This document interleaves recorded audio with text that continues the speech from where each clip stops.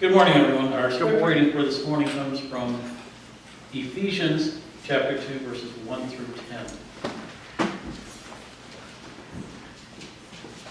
As for you, you were dead in your transgressions and sins, in which you used to live when you followed the ways of this world and the ruler of the kingdom of the air, the Spirit who is now at work in those who are disobedient. All of us also lived among them at one time, gratifying the cravings of our sinful nature and following its desires and thoughts. Like the rest, we were by nature objects of wrath. But because of his great love for us, God, who is rich in mercy, made us alive with Christ even when we were dead in transgressions. It is by grace you have been saved.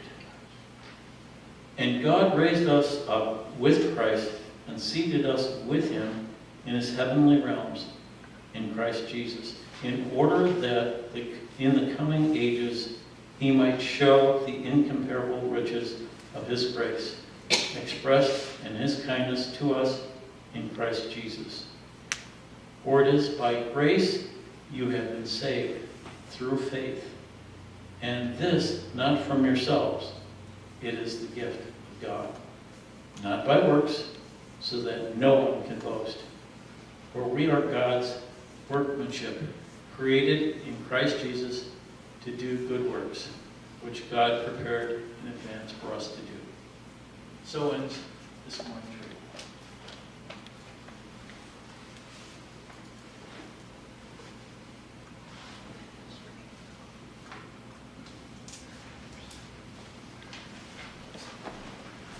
Well, good morning, everyone. Good morning. How are you doing today? Good. How are you? Praise God. In 1979, Carol and I were invited to join the staff at Calvary Church in Charlotte, North Carolina. Large church, multiple staff. Part of my duties was to come and to develop a Christian education program along with a camping program to hire staff, full-time staff, and to run that program, which we did. Also included in that was to build a brand new Christian education building that they had wanted and had needed for a long time. And one of the innovative things we did there was to have a building with movable partitions, so you could get multiple use from it. We did all that in 2 years. Which is sort of amazing, I think. A lot of hard work. However, one of the staff people I hired was a young man and his wife, fresh out of seminary in the South, a young man who was raised in Charlotte all of his life. He was a Southern boy. And Ed and Terry became very close friends of ours, and Ed came on staff full-time to work with youth. And so we had a wonderful, wonderful relationship. And Ed, in his later years, he's in his 60s now, has written his autobiography, and I have a copy of it here, and it's entitled Pop's Stories, a collection of memories. Here it is. He gave me a copy of it. I saw him, in fact, Pam and I saw him not so long ago. I had lunch with him, and he gave me a copy of his autobiography. It's filled with all kinds of things that occurred in his life from the beginning and right up as he faces soon his end. There are multiple pictures and photos. He's very close to his grandchildren. And he just poured hours and hours into this volume. Ed is dying. He has a long-term cancer that is incurable. However, he's lived longer than usual because the medical field has practiced a number of new treatments on him which have extended his life, seemingly extended his life into these many months. When Pam and I had lunch with him one afternoon, we were there. You would never know he had cancer. Looked healthy and still had hair on his head, but he's dying. He's given us and given me his autobiography, which I've read through.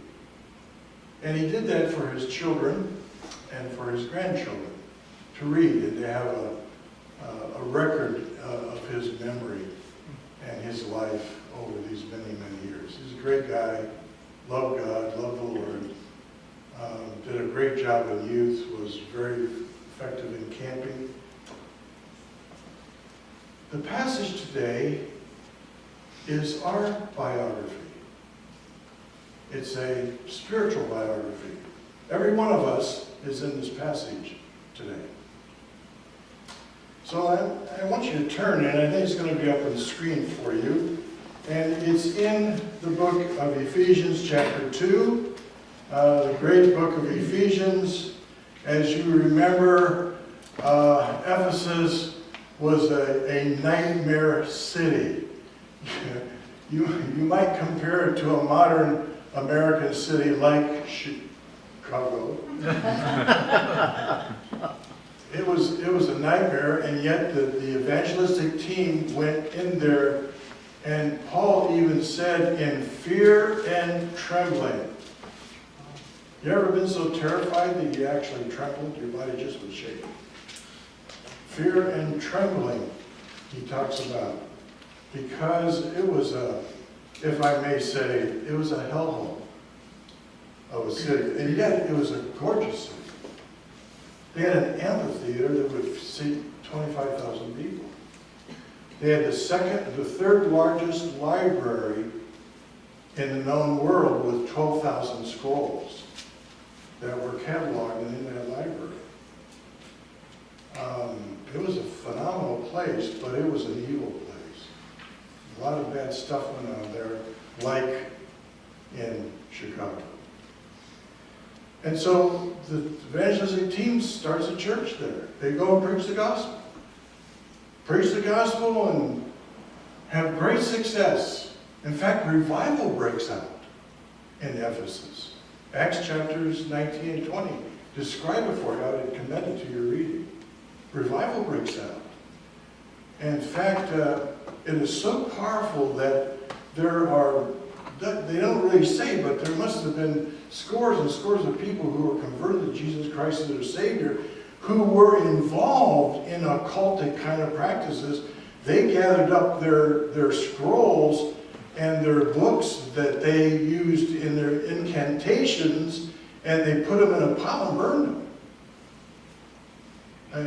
You'll recall Pastor Troy's testimony of taking his rock and roll record collection. He was under such conviction about that.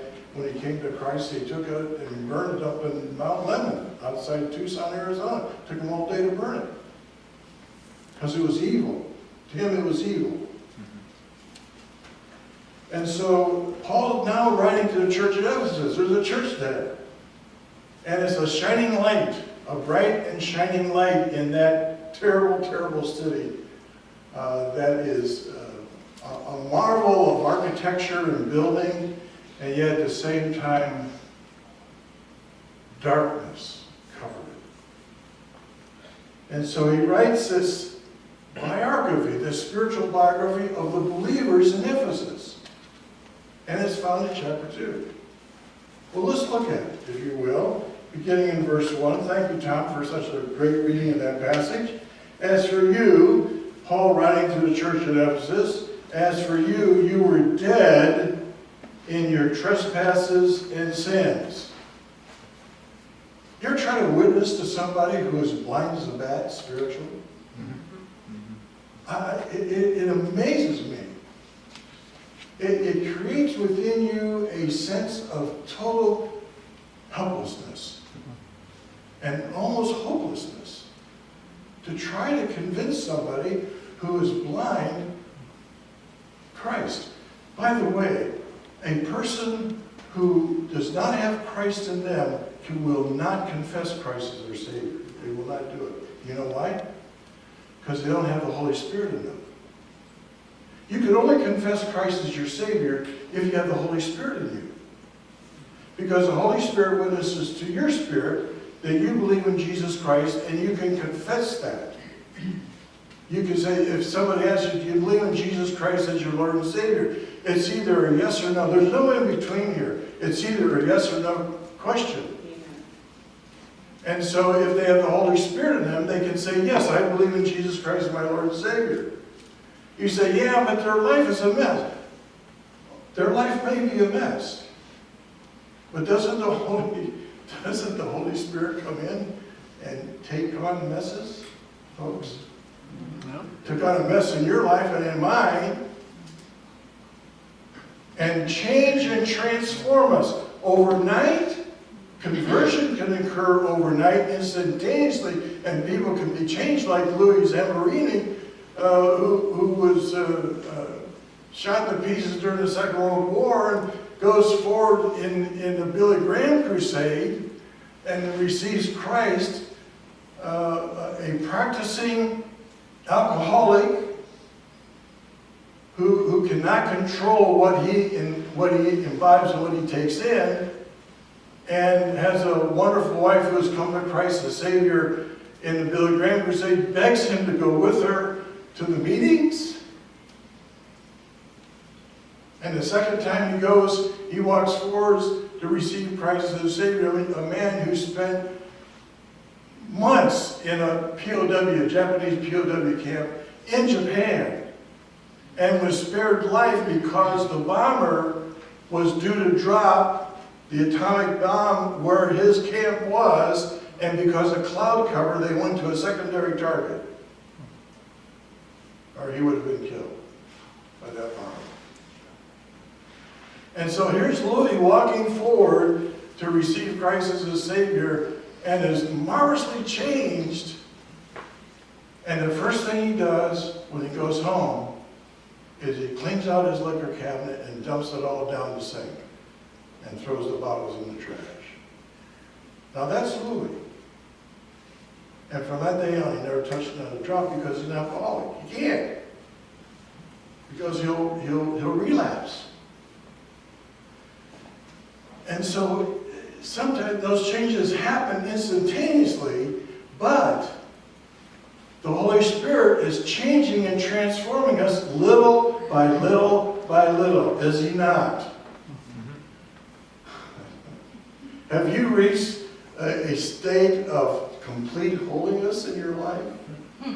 You have the Holy God living within you. Have you arrived? I'm probably the oldest person here today. No. There you are. But one of them, right? And I'm telling you, it's an ongoing process. It's an ongoing process right up until the day the Lord takes you home.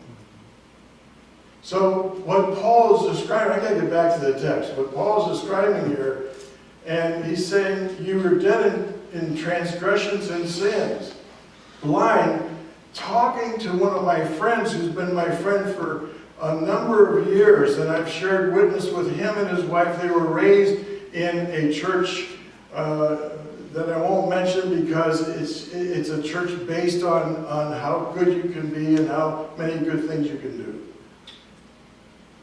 But no salvation. And so just talking to him on the phone just a week ago, my good friend. I spent a lot of hours with him. We traveled together. And talked to him about, he's getting ready to go into the hospital for major work. Northwestern Hospital in Chicago. Talked to him about it. I said, John, I believe in God. And he talks about it. He goes all the way around it. The center is Jesus Christ. He goes all the way around. That's what they do. They go all the way around. But he cannot confess Jesus Christ. He will avoid it. He will change the subject. He cannot confess Jesus Christ. Do you know why? Because he doesn't have the Holy Spirit in him. He's not been saved, been redeemed. And I'll tell you, you pray and you pour out your life and your heart to some of these men that I hang out with. Look, how are friends and family going to come to Christ if you don't hang out with them? Don't be afraid to hang out with the non-believers. And so he said they were dead. And this passage just takes on a whole new meaning when you have witnessed to somebody and they're blind as a bat spiritually. They cannot see it. They will not confess Jesus. Will not do it. So he says, in which you used to live. Here's their past. This is the past in the biography here. It's not your autobiography. This is the biography of our spiritual lives, friends. Every one of us here this morning. He said, when you follow the ways of this world and of the ruler of the kingdom of the air, who's that? Class? Satan, thank you very much. The rule of the kingdom of the air, the spirit who is now at work in those who are disobedient. All of us also lived among them at one time, gratifying the cravings of our flesh and following the desires and thoughts like the rest, we were by nature deserving of wrath. Oh my. Look, in order, there has to be justice. We live wanting justice. We want judges to bring about justice. There's the good, the bad, and the ugly, but mostly the good and the bad. So God is a holy God. And He cannot tolerate sin, disobedience. You're a parent of a child. When you raise your children, you have to deal with disobedience. You have to deal with it.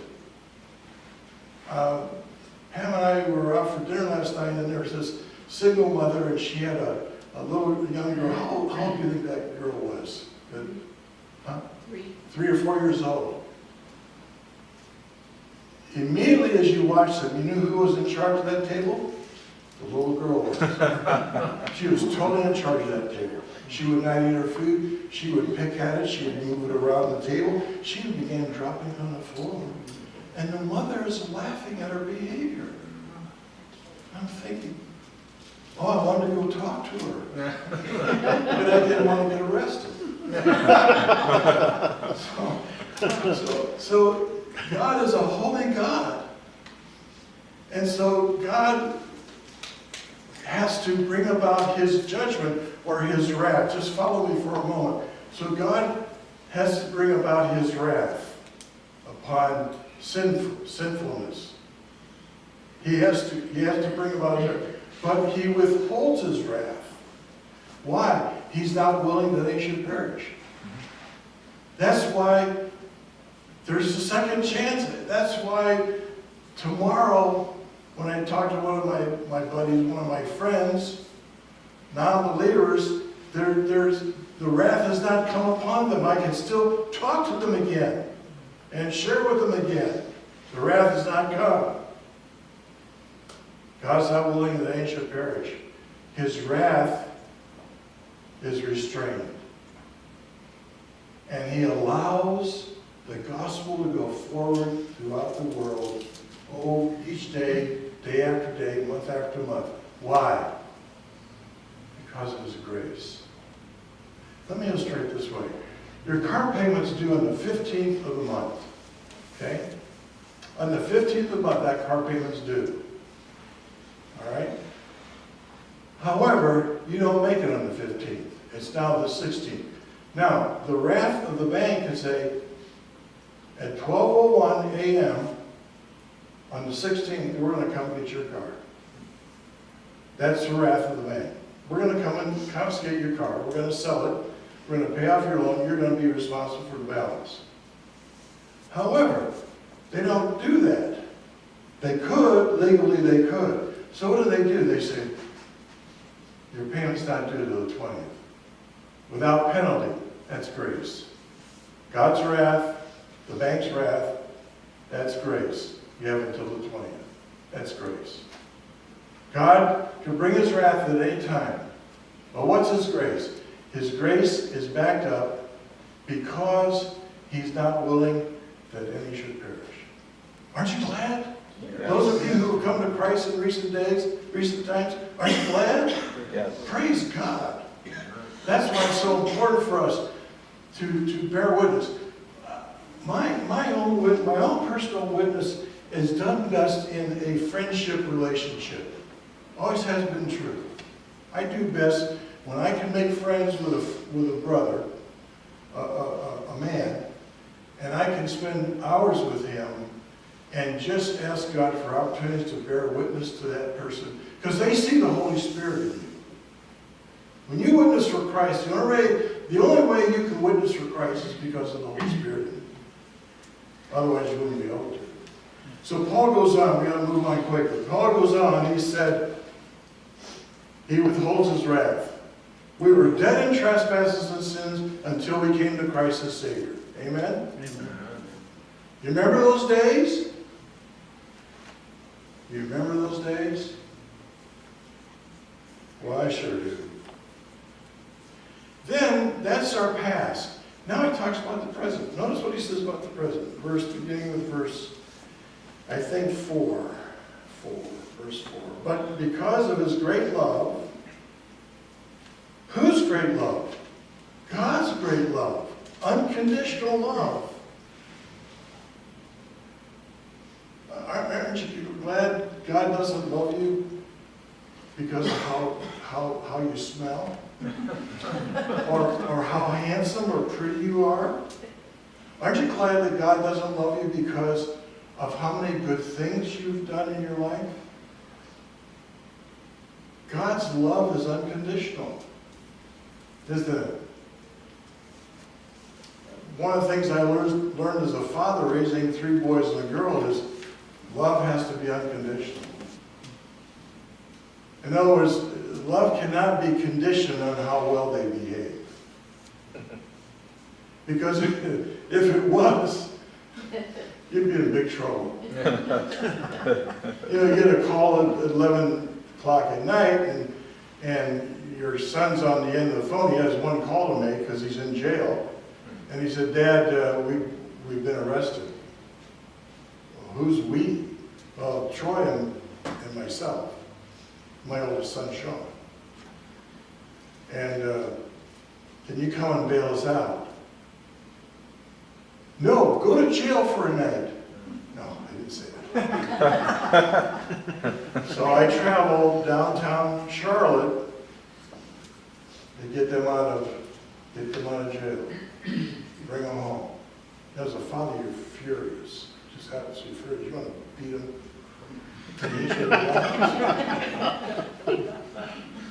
For those of you who are older, you know, well, never mind.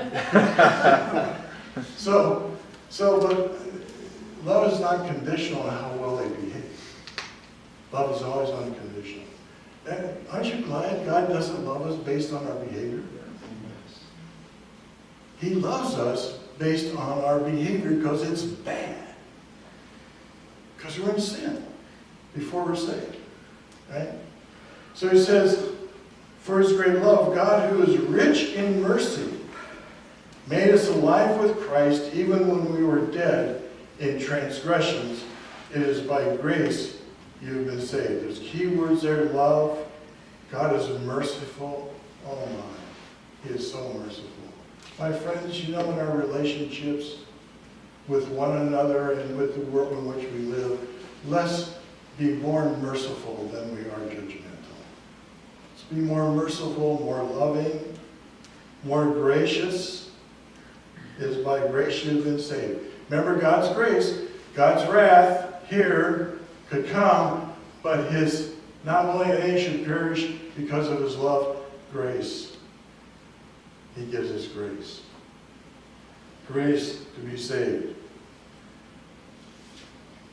You know, when you sit across from your son, who is an adult now,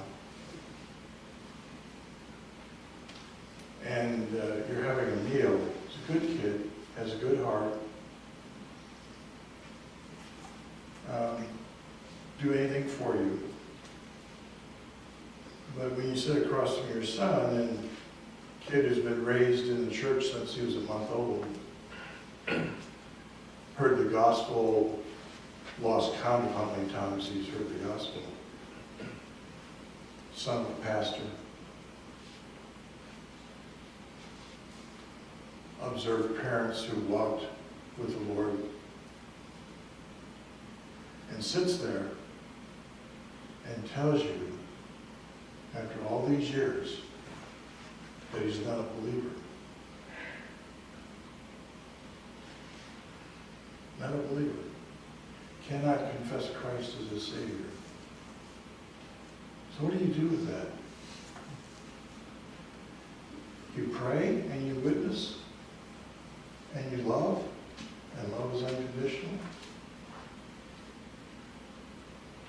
And you say to yourself, what didn't I do right as a father, as a Christian father? What didn't I do right? It's not a matter of what you didn't do right. It's a matter that a boy grows up and never asks Jesus to be his Savior.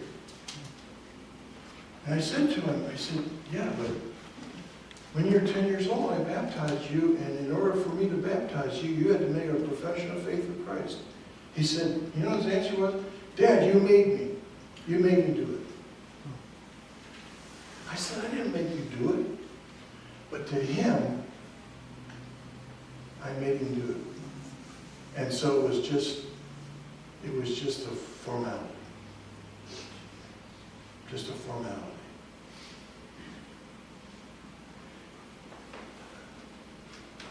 Christ in his love and mercy. That's why what I need to give that young boy now, young man, not so young anymore, 52 years old. I need to give him lots of love, lots of mercy, lots of grace, and maybe he will be saved. Pray for him that he'll be saved. I wrote him a letter. There's a lot of different ways to witness, friends. I wrote him a letter just a week ago. And in that letter, I talked to him about his mother who's gone to heaven and not being able to see her again. I talked to him about believing in Jesus Christ as a Savior. I wrote to him about my own testimony. I poured out my heart to him of love for him. He didn't respond. It's okay. There'll be other letters, other times. So Paul goes on in verse 6, in verse,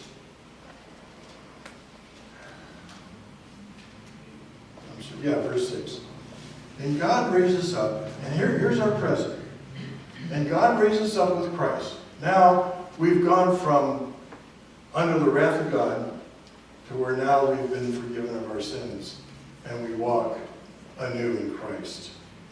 And verse 6 says, God raised us up with Christ and seated us with him in the heavenly realms in Christ Jesus. Well, notice that verse. It's past tense.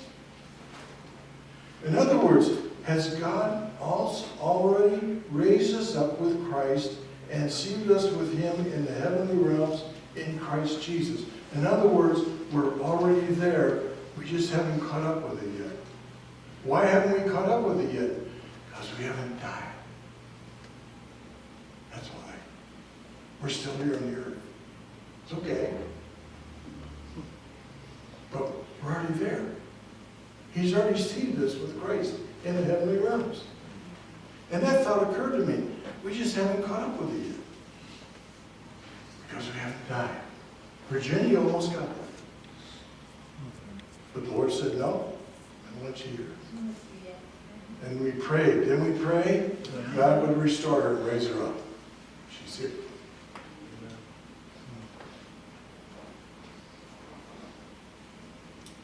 Verse 7. In order that in the coming ages he might show the incomparable riches of his grace expressed in his kindness to us in Christ Jesus. The coming ages. You know what that says to me? He is going to show us off to the entire universe. That will be completely changed. We are his possession, the bride of Christ. As a husband, as a father, you're proud of your spouse. You want to show her off. Show her off. This is my wife. This is my spouse. This is the one that I love. I want to show her off. I want to introduce you to her. There she is, bam. Right there. And Christ, throughout the coming ages, I believe the passage teaches, going to show us off in the entire, before all the angels. You know, the angels are amazed and astounded when they view salvation occurring in people's lives here on earth. They look into it. They're curious, inquisitive as to what goes on and how it happens. Scripture tells us that he might show the incomparable riches of Christ. For it is by grace you have been saved. Verse 8, through faith, or by grace you're saved through faith. Ephesians 2, 8 and 9. You need to memorize those two verses, because you may have an opportunity to share them just like that in a moment's notice. Ephesians 2, 8 and 9. For by grace you are saved through faith. And that not of yourselves. It's God's gift to you, not by works, lest anyone should boast. For we are God's handiwork. Well, the NIV uses the word handiwork, and I don't like it. I like workmanship. And Tom used it, and whatever you were reading, Tom used workmanship. We are his workmanship. I like that word better here. Handiwork's okay. It's not a mistranslation. Handiwork is okay. We are God's workmanship, created in Christ Jesus to do good works, which God prepared in advance for us to do. So we've gone from the past, dead in trespasses and sins, to where now we are seated with Christ in the heavenly realms. Isn't that something? And now, he talks about, in the last verse there, verse 10, he talks about our future. What is our future? Doing good stuff. Spiritually. We do it out of spiritual motivation. Whatever that is for you. Now, this verse 10 is an interesting verse because an interesting word is used here. For workmanship, the Greek word's only used twice. It's used in Romans 1:20 and it's used here in this passage. It's a Greek word, poima. Poima. From what we get the English word. What English word would we get from poima? Poem. A poem. Paul uses it in Romans 1:20 when he talks about creation. In Romans 1:20 he talks about creation. Creation is going to be like a great poem, a beautiful written poem. Workmanship, we are Christ Jesus. We are God's workmanship, created in Christ Jesus. So in eternity, there's going to be a new heaven and a new earth, right? In eternity, the bride of Christ is going to be shown off. And so it will be like a beautiful, in all of eternity, in the new heavens, new earth, a new creation with a new bride. I'll tell you what it's like. It's taking your new bride to a new house that you built. I heard of men who have done that. Taking your new bride to a new house that you built. And that's the picture of God. His new bride in Christ, in his new creation, and it'll be like a beautiful, beautiful poem that has been written and is being sung possibly or spoken throughout all of the creation. Marvelous. Marvelous.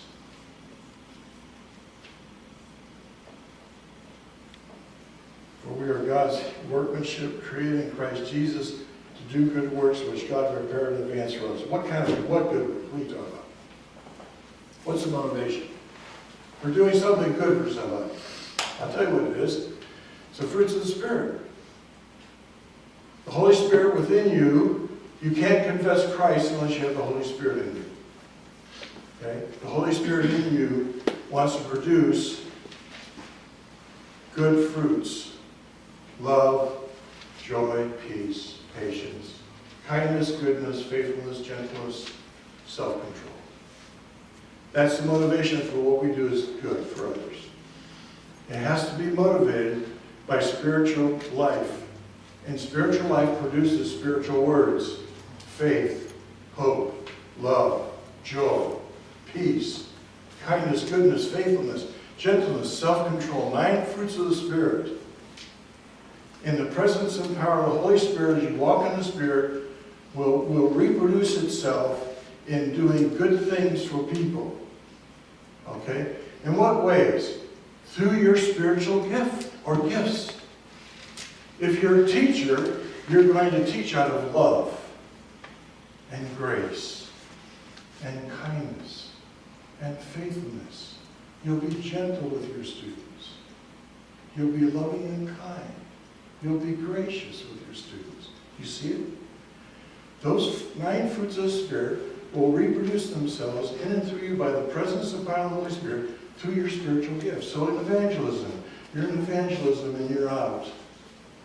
Because you have the gift of evangelism. And you're speaking to somebody about Christ. And they are hostile. They're nasty. They're swearing. But you're still kind. You're still gentle. You're under control. You're gracious. You're gentle. You're loving. You're joyful as you bear witness. In your relationships with your spouse, your children, who are rebellious, or they're hostile, or they're angry, you're still kind, you're gracious, you're loving, you're gentle, you're faithful. Do you see it? You see how the fruits of the Spirit work through the gifts that God gives us? The gift that helps, teaching, evangelism, on and on. Ephesians chapter 4. Paul talks about the gifts of the Spirit in Ephesians. He talks about it in 1 Corinthians. He talks about them in the book of Romans. Those gifts. All of us have spiritual gifts. And if we have the Holy Spirit, then we have the fruits of the Spirit. And that's what Paul is writing to Ephesus here. He's saying, folks, look, in the Lord, as you will, in the workmanship and the good things you do, they'll be motivated by the fruits of the Spirit through the spiritual gifts that you have. As we live our lives in Christ, here's what I've experienced and know. God will bless. There's 3 things God will bless. In your Christian life, there are 3 things God will bless. First thing God will bless is prayer. He will bless your prayer life. And you will see God do amazing things in prayer. Amazing things in prayer. God will bless your reading and meditation in the Scripture. He will bless that because if you're serious, look, God looks for commitment. He looks for commitment. Don't let social media rob you of the good things you should do. Prayer is one of them. Meditation and reading and meditation in the Scriptures another. And the third thing God will bless is your own personal witness in Christ to others. God will bless those 3 things. And those are 3 things I leave with you to go out and practice on a regular basis, daily. Don't let social media rob you of the joy of your fellowship in Christ, because it will. It'll rob you. It'll consume hours and hours and hours. Let's pray. I trust this morning you're here and you can give witness to Jesus Christ because the Holy Spirit's in you. If not, if you confess with your mouth the Lord Jesus Christ and believe in your heart that God raised him from the dead, you shall be saved. If we confess our sins, he is faithful and just to forgive us of our sins and to cleanse us from all unrighteousness. Jesus will come into your life by the presence and power of the Holy Spirit if you will confess him and ask him to save you and redeem you. I invite you to do that right where you're sitting right now.